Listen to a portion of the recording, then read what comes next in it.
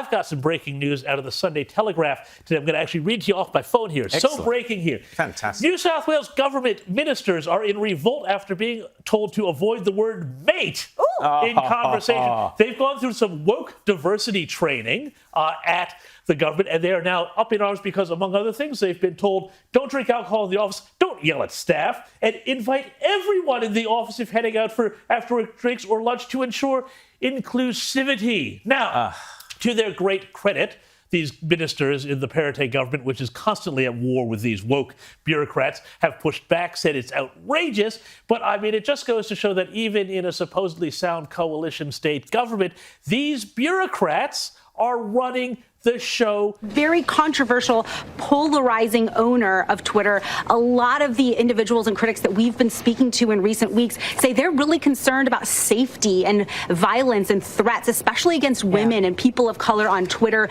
Several people I've spoken to today already saying no, they don't trust safety and the goodness of Twitter. These people have made this great mistake that they think Twitter is real life. Guys, it's not real life. They actually think that everything that happens there and their whole little narrative machine that they've built up, that suddenly letting people say what they think is going to actually, I've seen people this week say it's going to cause World War III if you let people tweet what they want. This is how nuts they are. They do not. I think that the best thing Elon Musk could do is buy the thing and pull the plug. Funny how the hard left, James, don't love Twitter as much anymore now that it might actually be a fairer platform. But can he clean it up, do you think?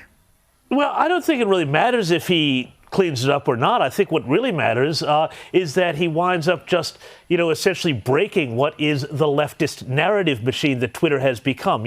This is why they are all so utterly threatened by it, because they have been revealed as authoritarians who hate free speech, who knew that Twitter was against free speech and that they were completely okay with it because for the left, this was how they A, crafted and B, enforced their narrative. This was a social media device that people from across the political spectrum, sane people, have said has been one of the most toxic influences in society. There's a great essay by Jonathan Haidt, the American researcher on this. Go out and read that because it explains how this has encouraged all of the worst behavior in politics and in social media. It is a toxic sewer. And now that, this is the same group that wanted you not to discuss Hunter Biden, that didn't want you to talk about the Wuhan lab leak theory, that didn't want to talk about all sorts of things. Well, now suddenly people are going to be allowed to talk about that. They're so threatened because it means that they won't be able to enforce that conformity. Our policy is to end TPVs because it is a costly, unnecessary bureaucratic process for no good outcome. Yes, how appalling, how cruel that we require asylum seekers to fill out forms and justify why they should be allowed to remain in Australia. Oh, the humanity.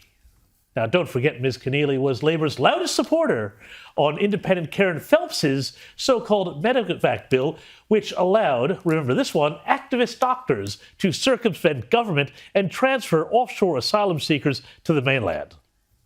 It is why Medevac was needed and required, to ensure people who are sick receive the medical attention they require. These decisions should never have been left in the hands of people without any medical training, let alone concentrated in them.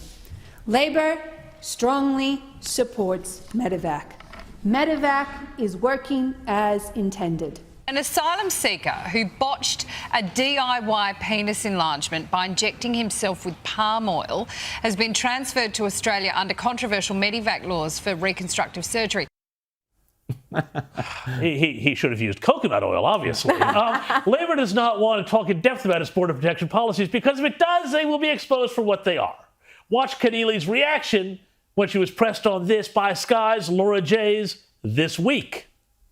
Well, there are circumstances in if a boat cannot be turned back, if it's been sabotaged, if some of the occupants of the boat end up in the water and they need to be taken aboard an Operation Sovereign Borders vessel.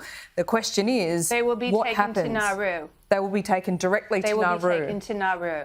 that is not something It will that be taken to Nauru. Once you start having the government owning part of your house, two things happen. Number one, the house, your house is the way you build wealth in this country. Like it or not, that's the way young families, young couples start out. They build their wealth, they build their equity, and then they can borrow off of that and invest in other things, businesses, other investments. Great. But then also, that means that suddenly, because the government gets part of that money back when you sell, they now have an interest in housing becoming, guess what? Exactly. Less affordable. Yep. So they aren't doing anything about increasing supply, which is largely a state problem. And it's a myth that the feds can do something about that. They're not doing anything about demand, which is talking about, do we continue to import large numbers of people every single year to keep overheating the market? They're not talking about negative gearing. No, it's let's sprinkle some fairy dust money over the housing market. A few lucky people get it, and that's it. The idea that this is the way to solve a sovereign nation which can make its own mistakes, but we all know what's happened here.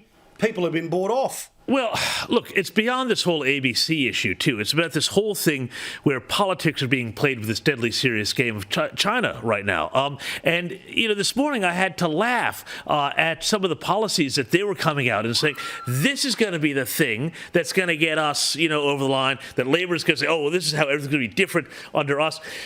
They are running the microwave campaign because everything is reheated. So there is this boosting security in the Pacific program that they're doing. It is funded at $12 million a year to June 30th, 2023.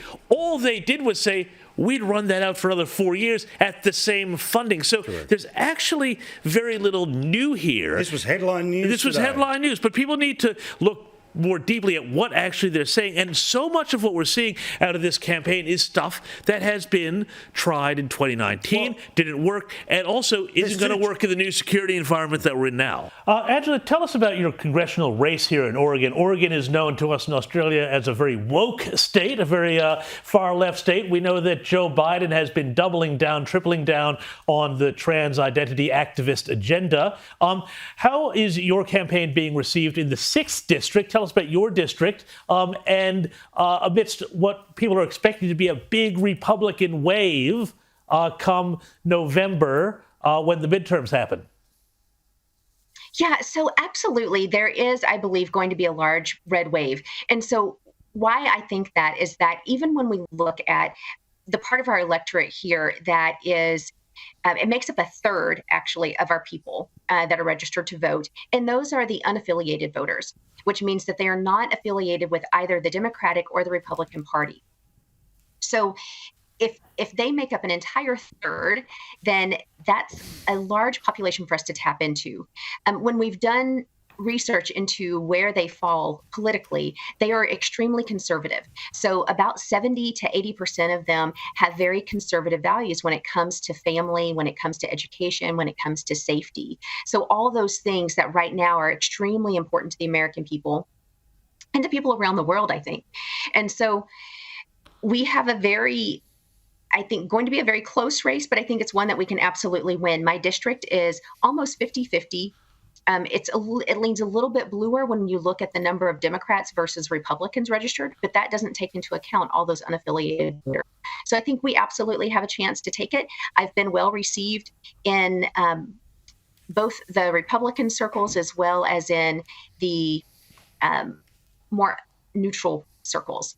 And so I think they're just fed up. Before we investigate the actual consequences of Twitter falling, oh no, into the hands of a multi-billionaire free speech devotee, let's have a look at the psychological torment this development has brought upon the platform's previously most ardent supporters.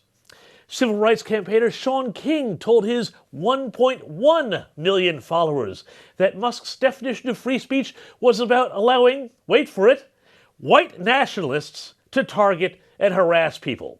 Then, rather than stay behind and debate Musk in this new era of white supremacy, he summarily deleted his account. The New York Times, without even a hint of irony, tweeted that Musk's takeover wasn't about free speech, rather it was about controlling a megaphone. Yes, that's right, they just want to make sure they're the ones controlling it. New York Times columnist Greg Bensinger said that Musk would, quote, use the platform to slime his critics, body shame people, defy securities laws, and relentlessly hawk cryptocurrencies? Okay, sure. And CNN talk bubble Brian Stelter compared Twitter's new uninhabited policy to a wild party. If you get invited to something where there are no rules, where there is total freedom for everybody, do you actually want to go to that party? Or are you going to decide to stay home? And that's a question for Twitter users. Stay home, Brian. You'd only bore the rest of us anyway. And former Native American Elizabeth Warren said, billionaires like Elon Musk play by a different set of rules than anyone else, accumulating power for their own gain. But I guess it's okay when other billionaires like Jeff Bezos, by the Washington Post, which has, of course, been hugely against all of this because democracy dies in Elon Musk owning Twitter.